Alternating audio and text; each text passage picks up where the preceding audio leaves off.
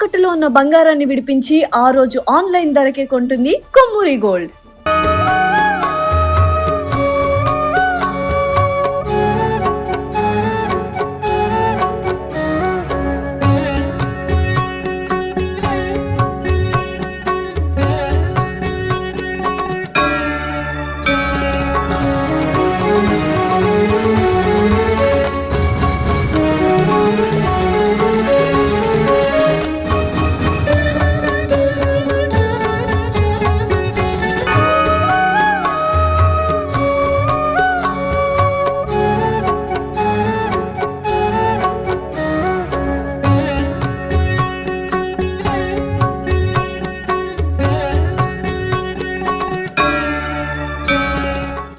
Hi hello welcome to Suman TV. నేను మీ Roshan. So మీ అందరికీ తెలిసిందే, వారాహి నవరాత్రులు అనేది ప్రతి ఒక్కళ్ళు కూడా చాలా నిష్ఠగా చేస్తున్నారు అన్ని ప్రదేశాలలో. ముఖ్యంగా పవన్ కళ్యాణ్ గారు కూడా అసలు నవరాత్రులకు ముందే ఆయన కూడా మాల ధరించి వారాహి అమ్మవారిని పూజించడం మనందరం చూస్తున్నాం. నిజంగా ఈ వారాహి నవరాత్రులు అనేది చేస్తే ఎంత గొప్ప మహిమలు కల తల్లి అందరినీ ఆశీర్వదిస్తుందో చాలా తక్కువ మందికి మాత్రమే తెలుసు. ఎందుకంటే వారాహి దేవతని మనం చాలా ప్రదేశాల్లో చూసుంటాం, కానీ ఇక్కడ మటుకు ఒక శాలిగ్రామ వారాహి దేవి కొలువై ఉందన్నమాట. మిలియన్ ఇయర్స్ నుంచి కూడా ఆ విగ్రహం అలానే ఉంది. ఆ విగ్రహం యొక్క మహిమ అంతా ఇంత కాదని చెప్పి చాలా మంది చెప్పారు. సో శ్రీనగర్ కాలనీలో ఉన్న రుద్రాక్ష వైభవం అనమాట ఇది. సో నిజంగా ఈ వారాహి పూజ చేయడానికి గురువు గారు నన్ను ఇక్కడ ఇన్వైట్ చేసినందుకు ఫస్ట్ ఆఫ్ ఆల్ ప్రత్యేక ధన్యవాదాలు రూద్రాక్ష వైభవం గురూజీ గారికి. అండ్ ముఖ్యంగా వారాహి అమ్మవారిని చూడాలని ఎంతో మంది అనుకుంటారు. చాలా ప్రదేశాలలో మనం చూసే వారాహి విగ్రహం వేరు, ఇక్కడికి వచ్చిన వారాహి అమ్మవారు వేరు. దాని ప్రత్యేకతలు నాకన్నా కూడా ఆయన చెప్తేనే బాగుంటుంది. సో మన మహర్షి గురువు గారు, సో గురుగారు నమస్తే. So thank you so much, ధన్యవాదాలు ఇక్కడికి మమ్మల్ని పిలిచినందుకు ప్రత్యేకంగా పూజ కోసం.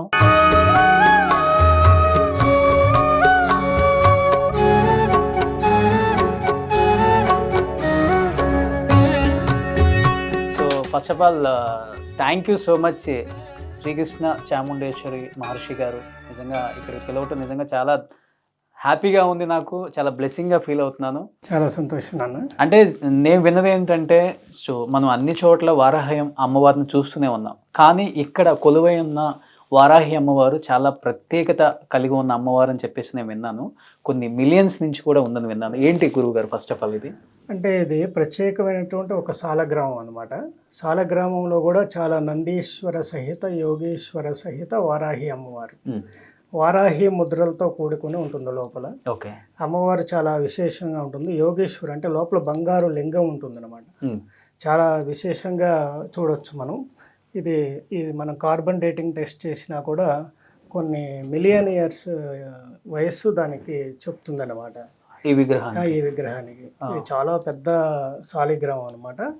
ఇది అమ్మవారు నాకు స్వప్నంలో కనిపించి నన్ను వారాహిగా ప్రతిష్ఠ చేయమని చెప్పడంతో లాస్ట్ ఇయర్ మనం అమ్మవారి ప్రతిష్ఠ అంటే విడిగా పూజలు ఎన్నో సంవత్సరాలు జరుగుతున్నా ప్రత్యేకంగా మనం లాస్ట్ ఇయర్ నుంచే మనం ఈ అనుష్ఠాన పూజలు అనేది ప్రారంభించేయడం జరిగింది ఇక్కడ. ఇంత ప్రత్యేకత కలిగిన విగ్రహం దగ్గర నన్ను పూజకు పిలిచినందుకు నిజంగా థ్యాంక్ యూ సో మచ్. ప్రపంచంలో ఇటువంటి శాలగ్రామ వారాహి అయితే ఇంకా ఎక్కడ లేదు, ప్రపంచంలో లేదు.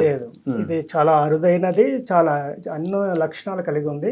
ఇక్కడ వైబ్రేషన్ కూడా మీకు అర్థమవుతుంది, లోపలికి వచ్చినప్పుడే పాజిటివ్ వైబ్స్ ఉంటాయి అన్నమాట. చాలా విశేషతను సంతరించుకున్న అమ్మవారు. ఓకే, ఒకసారి కుంకుమార్చన చేయండి. ఓం హ్రైం గ్రైం చాముండాయ విచ్చే ఓం మాతే జగన్మాతే పాహి మాం ద్రాహి మాం రక్ష మాం ఓం ఐం హ్రైం ద్రైం ఐం గ్లౌం ఓం నమో భగవతే వార్తాళి వరాహముఖి అంధే నమః రుంధే నమః జంభే నమః మౌహే నమః స్తంభే నమః. సర్వదుష్టప్రదుష్టానాం సర్వేషాం సర్వవాక్స్థితర్చుర్మపగతి జిహ్వా స్తంభనం కురు శీఘ్రం వశ్యం కురు ఐం గ్లౌం టహ టహ టహ టహ హుం అస్త్రాయ ఫట్ స్వాహ.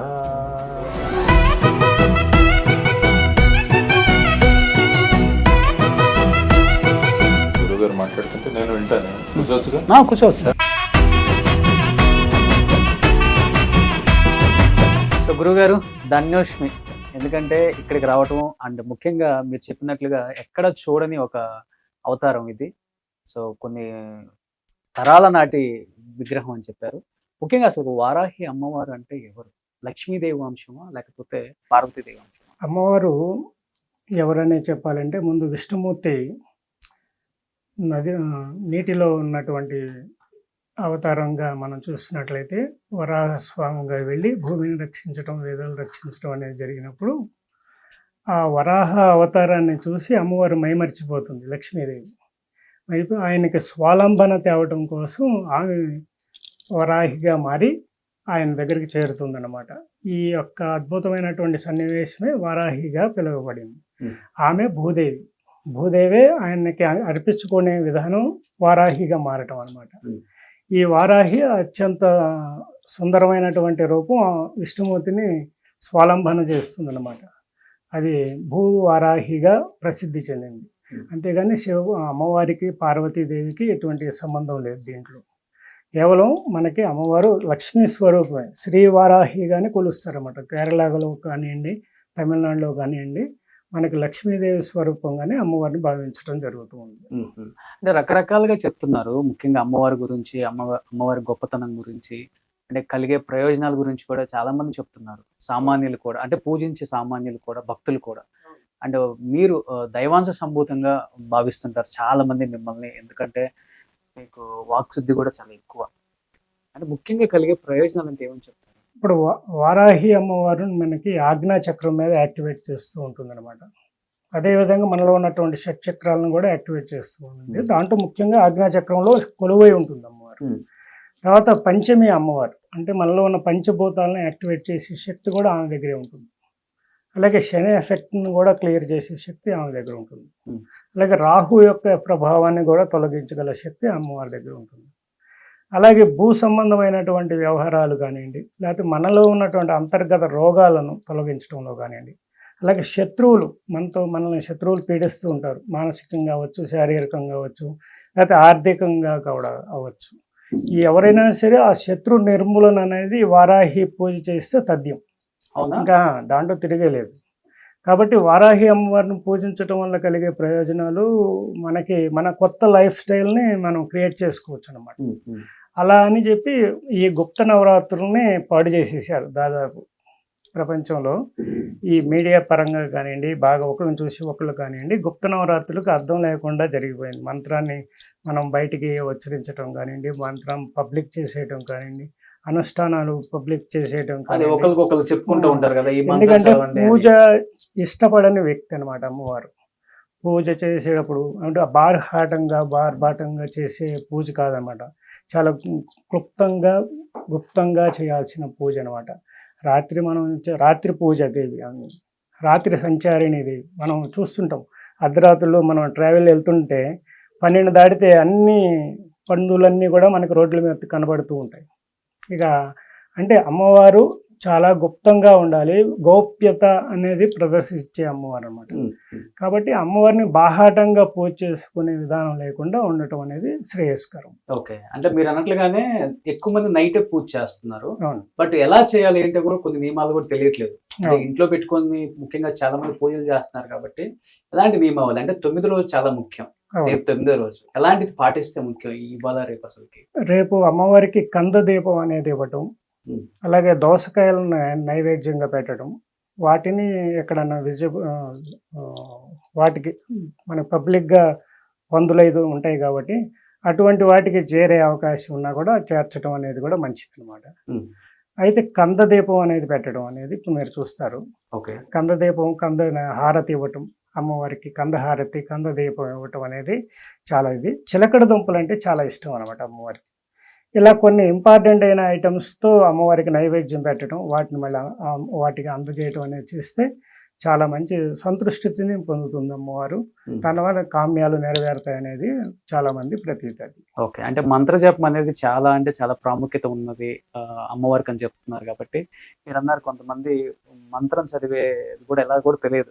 కొంతమంది పైకి చదువుతారు, కొంతమంది లోపల చదువుకుంటారు. అంటే ఎలా దాన్ని జపిస్తే ఇది చాలా ఒక అద్భుతమైన సంఘటన ఏంటంటే, నేను చిన్నప్పుడు ఈ పందులన్నీ కూడా వెళుతూ ఉంటే అన్ని విన్గా వెళుతూ ఉంటాయి. ఆ పందులు కాచే ఆయన టహ్ టహ్ టహ్ అంటాడు. అనగానే ఎమ్మటే అవి అన్నీ ఒక లైన్లో వెళుతూ ఉంటూ నేను గమనించాను చాలాసార్లు. అమ్మవారి బీజాక్షరాల్లో టహ్ టహ్ టహ్ అనే మంత్రం ఉంది. ఓకే. బీజాక్షరాలు ఉన్నాయన్నమాట. అది మరి ఒక పామరుడికి ఎలా తెలిసింది? ఇది ఒక ఆశ్చర్యకరమైన విషయమే. ఏ పండితుడు చెప్పడు కదా, అవును. పిలిచి బీజాక్షరాలు బోధించడు కదా. మరి అతనికి ఎలా తెలిసిందంటే ఆమె ఇచ్చింది అతనికి మంత్రం. ఓకే. ఎంత గొప్ప అంశం అండి ఇది. అంత అద్భుతమైనటువంటి, అంటే స్వయంగా ఆమె మనల్ని సరిదిద్దగల శక్తి, నిన్ను రైట్ వేలోకి పంపించగల శక్తి ఆమె దగ్గరే ఉంటుంది. ఎప్పుడైతే మనం మంత్రాన్ని జపం చేస్తూ ఉండటం వల్ల మనలో ఉన్నటువంటి కామ, క్రోధ, లోభ, మోహ, మాధమాశ్చర్యాలన్నింటినీ కూడా ఆర్డర్లో తీసుకొచ్చే అవకాశం ఉంటుంది. అదేవిధంగా మనం ప్రెగ్నెంట్తో ఉన్నటువంటి అమ్మవారు ఉంటారు, పంది పిల్లలతో ఉంటుంది.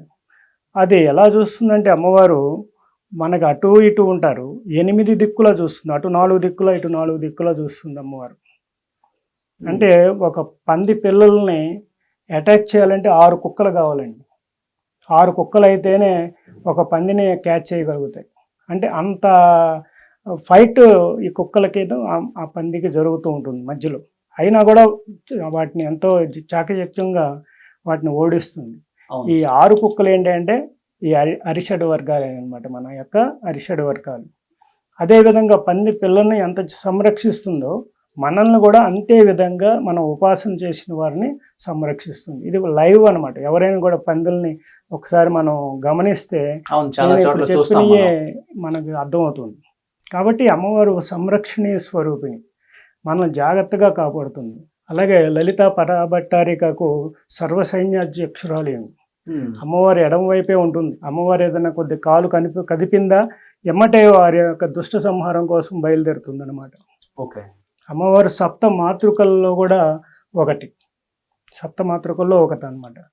ఈ రక్త బీజుడిని సంహరించడం కోసం అమ్మవారు వీళ్ళందరినీ మళ్ళీ తీసుకున్న తరుణంలో ఈమె తన కత్తి, డాలు, ఒక మేకను పట్టుకొని గేదె మీద స్వారీ చేస్తూ రక్త బీజుడిని చంపి ఆ రక్తాన్ని తాగుతుందన్నమాట. ఇలా ఎన్నో విజయాలని ఆమె మనకు అనుగ్రహించింది లోకానికి. అదేవిధంగా దండనాయిక, తారాకాంతి తిరస్కారి అన్నమాట అమ్మవారు. చాలా విశేషంగా ఉంటుంది అమ్మ. విశుక్ర ప్రాణహరణ వారాహి వీర్యనందిత అని మనకు లలిత సహస్రనామంలో కూడా చెప్పబడింది. అమ్మవారి యొక్క వైభవం అంతా ఇంత అని మనం చెప్తా ఉంటే ఇంకా చాలా ఉంటుంది అనమాట. ఓకే. అంటే ఎక్కడెక్కడ ఉన్నాయి టెంపుల్స్ అసలుకి? అంటే హైదరాబాద్, మన తెలంగాణ, ఏపీలో లేవన్నారు అసలు? అవును, నేను ఉపాసన చేసింది అయితే, అంటే మొదటిదైతే నేపాలే బారాహి టెంపుల్, తారా బారాహి టెంపుల్ అని అంటుంటారు. అక్కడ చాలా వజ్ర బారాహి టెంపుల్ అంటారు అన్నమాట. అది అసలు చాలా తాంత్రిక అండి. అక్కడ కొన్ని వందల వేల దున్నపోతుల్ని పెంచుతారు, అమ్మవారికి తర్పణం చేస్తారు, వాటిని రక్త తర్పణాలు. అత్యంత దారుణమైనటువంటి, అంటే ఎక్కువ బలి కార్యక్రమాలు జరిగే ప్లేస్ అనమాట అది. అలాగే కేరళలోనూ ఉంది, అలాగే మన తమిళనాడులోనూ ఉంది. కొన్ని చోట్ల మాత్రమే మనకి అమ్మవారి విగ్రహాలు మనకు కనిపిస్తుంటాయి. ఇప్పుడు బాగా ప్రాచుర్యంలోకి వెళ్ళింది. మీ యొక్క సుమన్ టీవీ ప్రభావం కూడా బాగుంటుంది కాబట్టి బాగా పూజలు అందుకోవడం, చాలామందికి బాధలు తగ్గుతాయి ఈ కారణంతో. సో ముఖ్యంగా అయితే మనకి నేపాల్లో ఉన్నటువంటి టెంపుల్ ప్రాచీనమైంది అన్నింటికంటే కూడా. తర్వాత తమిళనాడు అనేది ఎక్కువ ప్రాచీన్యత పొందింది. బృహదేశ్వర ఆలయంలో ఉంది, అలాగే తంజావూరులో కూడా ఉందన్నమాట. ఓకే. సో జేడి గారు, మీరు అమ్మవారి గురించి విన్నదంటే ఏమన్నా? అదే ఇప్పుడు గురువు గారు చెప్పినట్టు ముఖ్యంగా ఈ నవరాత్రులు అన్నవి చాలా ముఖ్యమైన విశేషం. ఇంతకుముందు ప్రాచుర్యంలో లేవు, అవి గుప్తంగా జరిగేవి అన్నది మనందరికీ తెలిసిన విషయం. శ్లోకాలు కూడా ఉన్నాయి, వారాహి శ్లోకాలు. ఈ నవరాత్రుల్లోనూ వాటిలను మనం జరుపుకుంటూ వాటిని మననం చేసుకుంటూ నేను కూడా చేస్తుంటాను. సో ఆ విధంగా ఉంది. మీరు అన్నట్టు వారు అన్నట్టు ప్రాచుర్యంలోకి వచ్చింది. తర్వాత ముఖ్యంగా పవన్ కళ్యాణ్ గారు కూడా వారి ప్రచారానికి వారాహి అని పేరు పెట్టడం వల్ల మొత్తం రాష్ట్రంలోనే, ఉభయ రాష్ట్రాల్లో కూడా ఈ విషయం ప్రాచుర్యంలోకి రావడం, తర్వాత వారు కూడా ఈ విధంగా దీక్షలు చేస్తుంటారు. సో ఆ విధంగా మీరు చెప్పినట్టు ప్రజలందరికీ ఇప్పుడు ఈ విషయాలు తెలిసాయి. దానివల్ల కొత్తగా ఉత్సాహము, తర్వాత తెలుసుకోవాలన్న ఆరాటం కూడా ప్రజల్లో పెరిగింది. ఎప్పుడైనా కూడా ఫైనల్గా ఆధ్యాత్మిక దిశగా మనం ప్రజల్ని తీసుకువెళ్ళాలి. అది చాలా ముఖ్యమైన విషయం. ఎందుకంటే ఆధ్యాత్మికంగా మనిషి నియంత్రణలో ఉంటే స్వభావం కూడా నియంత్రణలోకి వస్తుంది.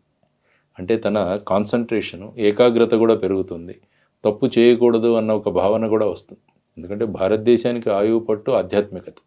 దాని నుంచి మనం ఎప్పుడైతే దూరం అవుతామో, ఇప్పుడు ప్రస్తుతం సమాజంలో జరుగుతున్న నేరాలు ఘోరాలు అన్నవి ప్రధానంగా మనకు ఆయువు పట్టు అయిన ఆధ్యాత్మికత నుంచి బయటికి వెళ్ళడం. కాబట్టి సమాజాన్ని మళ్ళీ ఆధ్యాత్మికత దిశగా తీసుకువెళ్ళడం అన్నది చాలా ముఖ్యం. అందుకనే గురువుగారు చెప్పినట్టు ప్రజలను ముఖ్యంగా ఇళ్లలోనూ తర్వాత సామూహికంగానూ ఈ విధంగా పూజలు చేయడం వల్ల ప్రజల యొక్క స్వభావము, వాళ్ళ ప్రవర్తన, వాళ్ళ ఏకాగ్రత ఇవన్నీ పెరిగి మనల్నంటూ ఎవరో చూస్తున్నారు, మన ప్రవర్తనను గమనిస్తున్నారన్న విషయం కనుక మనలో అవుతే మన ప్రవర్తన సక్రమంగా ఉంటుంది.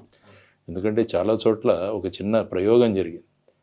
మనుషుల ప్రవర్తన ఎలా ఉంటుందంటే, ఒక చోట డబ్బులతో నిండిన ఒక సంచిని రోడ్డు మీద పెడతారు.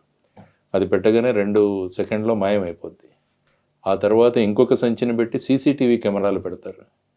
అది 2 సెకండ్లో మాయమవుతుంది. ఆ తర్వాత ఒక సంచిని పెట్టి సీసీటీవీ కెమెరాలు పెట్టి ఈ ప్రాంతం సీసీటీవీ సర్వేలెన్స్లో ఉందని రాస్తారు. ఆ సంచి అలాగే ఉండిపోతుంది. అంటే ఒక వ్యక్తులు మనల్ని ఎవరైనా గమనిస్తున్నారంటే మనుషుల యొక్క ప్రవర్తన మారుతుంది. అదే ఈ విధంగా మనల్ని ఎవరో గమనిస్తున్నారన్న భావం మనలో ఉన్నప్పుడు ఏమవుతుందంటే మన స్వభావం మారుతుంది. అదే ఆధ్యాత్మికత. ఆ దిశగా వెళ్ళడం, మనల్లో మనం పరిశోధించుకోవడమే ఆధ్యాత్మికత. మన గురించి మనం లోతుగా తెలుసుకోవడమే ఆధ్యాత్మికత. కాబట్టి ఆ విధంగా ఈ విధమైన విషయాలు ముందుకు అసలు ఈ అంశంలో మిమ్మల్ని ఎంతవరకు ఎవరు చూసుంటారు జేడి గారు? వారిలో చాలా ఆధ్యాత్మిక కోణం దాగి. అంటే జేడి గారు అన్నట్లు నిజంగా జనంలో కొంత మార్పు అయితే మొదలైంది పవన్ కళ్యాణ్ గారి వల్ల.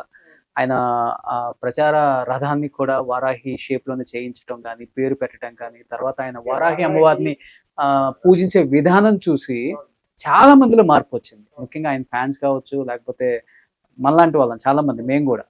వారాహి అమ్మవారిని పూజించటం అనేది ఆయన పూజ చేసిన దగ్గర నుండి వారాహి అమ్మవారికి కూడా వెలుగు వచ్చింది ఒక రకంగా చెప్పాలంటే.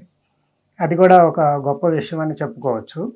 అలాగే వారాహి పవన్ కళ్యాణ్ గారి భక్తులు అందరూ, అంటే శిష్యులందరూ కానివ్వండి, వారి అభిమానులు కానివ్వండి, ఈ వారాహి పూజ చేయడం వాళ్ళు కూడా ప్రారంభించి ఉంటారు చాలామంది. వారందరూ కూడా చాలా మార్పులు వస్తాయి, ఇంకా మంచి మంచి ఫలితాలు పొందుతారు అన్నమాట. ముఖ్యంగా అమ్మవారి పూజలో ఏం చేయకూడదు అంటే ఎటువంటి నిషేధం ఉంటాయి? దీంట్లో ఏంటంటే శాక్తేయ విధానాలు ఉన్నాయి, అంటే తాంత్రిక విధానాలు ఉన్నాయి. ఇది అమ్మవారు మనలో నెగిటివ్ ఎనర్జీని తీసేస్తుంది అన్నమాట. ఎంత వరకు నెగిటివ్ ఎనర్జీని తీసేస్తుందంటే అల్టిమేట్ ఇంకా మనలో ఉన్నటువంటి నెగిటివ్ మొత్తం తీసేస్తుంది.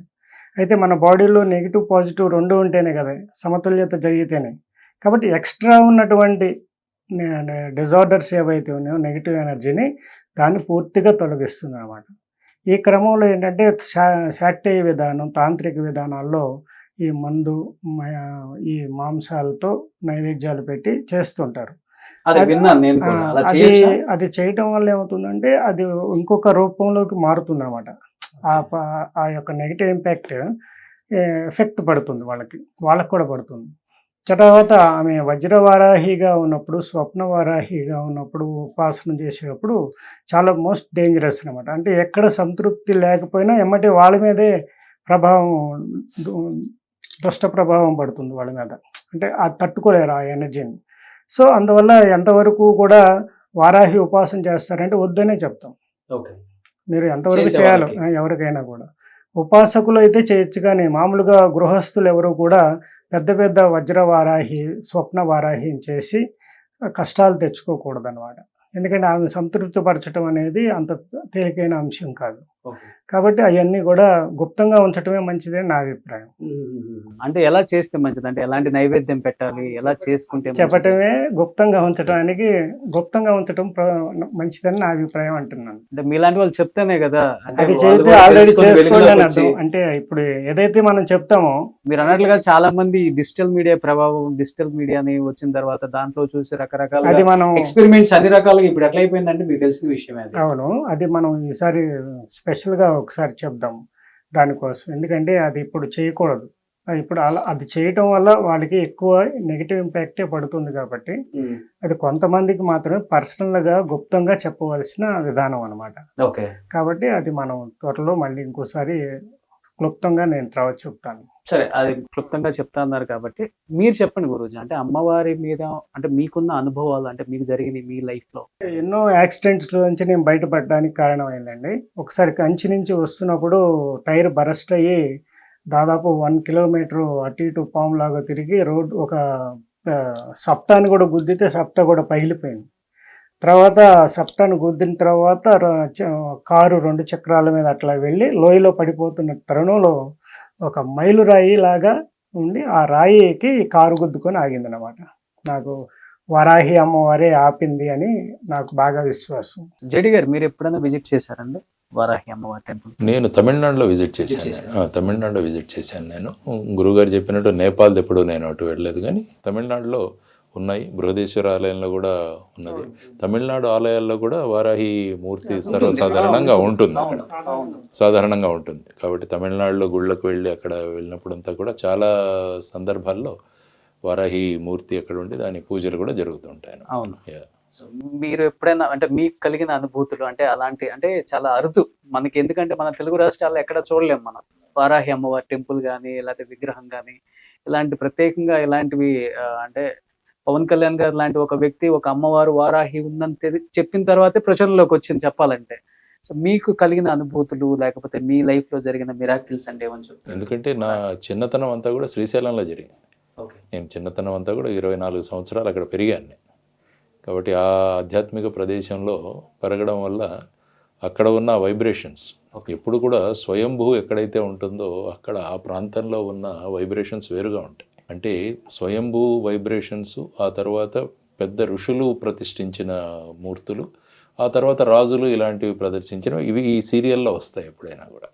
కాబట్టి స్వయంభూ ఎక్కడైతే ఉంటుందో, ఫర్ ఎగ్జాంపుల్ మీరు అక్కడ చూసుకుంటే శ్రీశైలంలో మనం అష్టాదశ శక్తిపీఠాల్లో ఉన్నది, జ్యోతిర్లింగాల్లో కూడా ఉంది. కాబట్టి ఆ ప్రాంతం యొక్క ప్రభావం, ఆ ప్రాంతంలో ఉన్న అక్కడికి వెళ్తేనే ఒక వైబ్రేషన్లో ఉంటాం మనం. ఆ తర్వాత ముఖ్యంగా ఋషులు ప్రతిష్ఠించినవి, ఆ తర్వాత రాజులు ప్రతిష్ఠించినవి. సో ఆ విధంగా ఎందుకు మనం స్వయంభూ దగ్గరికి ఎక్కువగా వెళుతుంటామంటే ఆ ప్రాంతాల్లో ఉన్న ప్రభావాలు. జేడి గారు చెప్పినట్లు స్వయం అనేది ఎక్కడ ఉంది వారాహి అమ్మవారి? నేపాలే. ఇది స్వయంభే కదా. ఓకే, ఇది స్వయంభే. స్వయంభూ అండి, అమ్మవారి స్వయంభూ. అమ్మవారి యొక్క బీజాక్షరాలు మనం చేస్తూ ఉంటే మనలో షట్చక్రాలన్నీ కూడా యాక్టివేట్ అవ్వటం అనేది చాలా ఫాస్ట్గా ఉంటుంది. ఆజ్ఞాచక్రంలోకి మంచి తొందరగా వస్తుంది. అలాగే ఒక ముద్రలో కూర్చొని అమ్మవారికి ధ్యానం చేయటం అనేది కూడా చాలా ఇంపార్టెంట్ ఉంటుంది.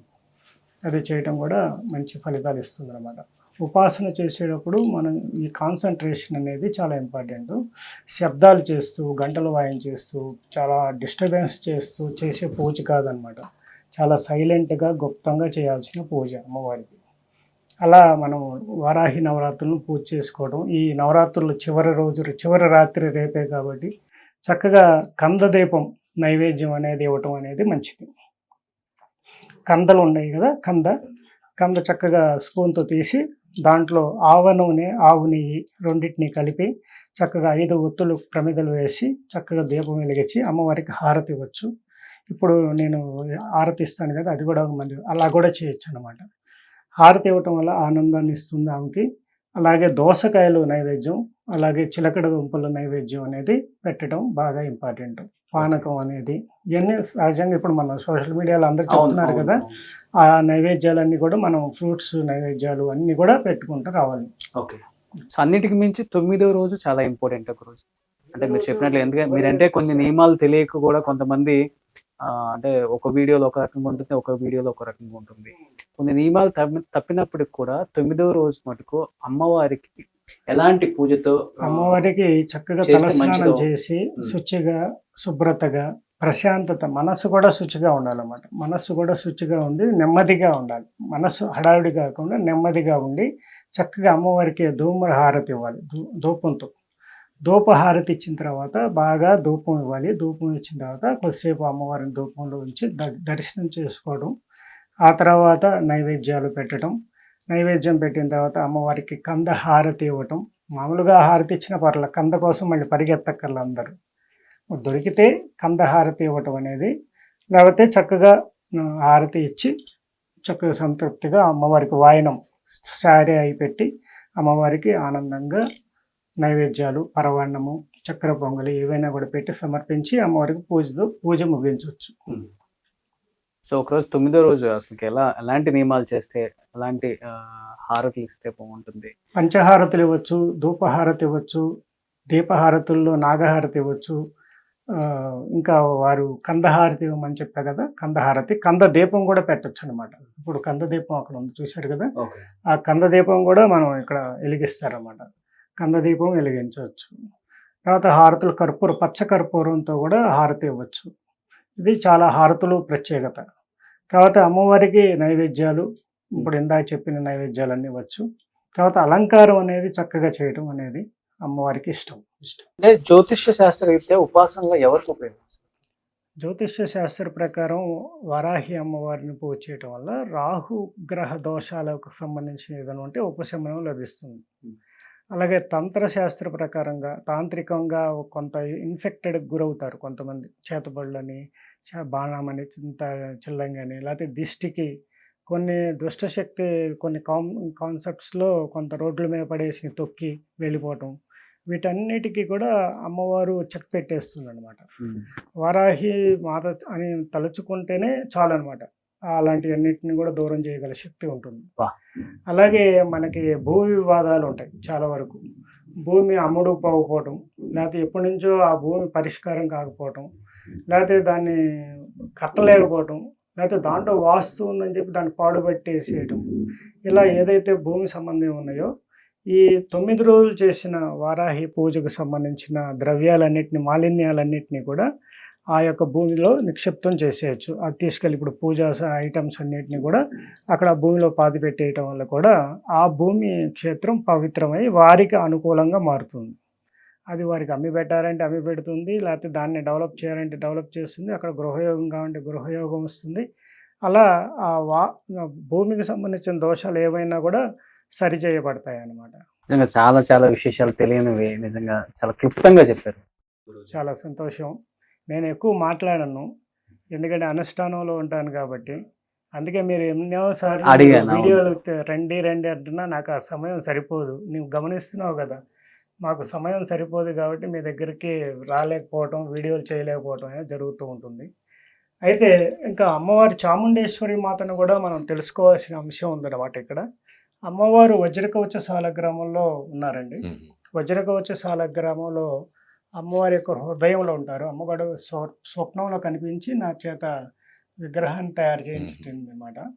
అది ప్రతి సంవత్సరం మనం విశ్వశాంతికై 1108 నదీ తీర్థాలతో అభిషేకాలు అనేది ఈ సాలగ్రామాలన్నిటితోనూ అభిషేకాలు అనేది చేయటం అనేది జరుగుతూ ఉందన్నమాట. నిజంగా చాలా ధన్యవాదాలు గురూజీ. చాలా అంటే చాలా సంతోషంగా ఉంది. ఒక పాజిటివ్ వైబ్స్ ఉన్నాయి లోపలికి రాగానే.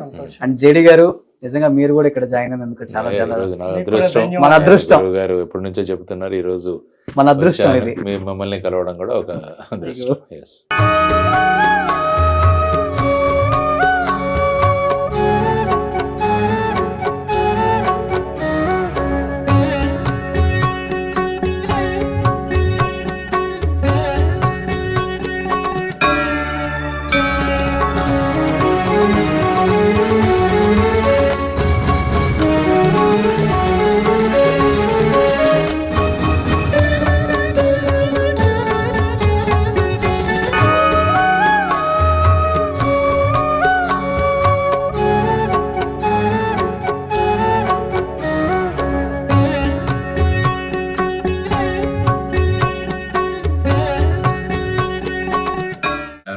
సుమన్ గారు మేము కూడా వచ్చాం కార్యక్రమంలో. రోషన్ తీసాడు, నేను కూడా వచ్చాను అదే టైంకి. నన్ను కూడా ఇంటర్వ్యూలో ఇంక్లూడ్ చేశాను. తమరు కూడా ఒకసారి ఇచ్చేసి అమ్మవారిని దర్శనం పొందాల్సిందిగా కోరుకుంటున్నాం.